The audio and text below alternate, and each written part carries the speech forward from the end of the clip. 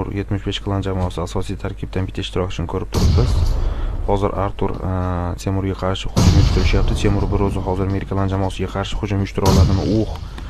Amerikan jamoasi bitta nok berildi. Uje Valkyrie yetib keldi. Valkyriega qarshi ishlash kerak. Salimov chap tarafdan aylanib o'tyapti.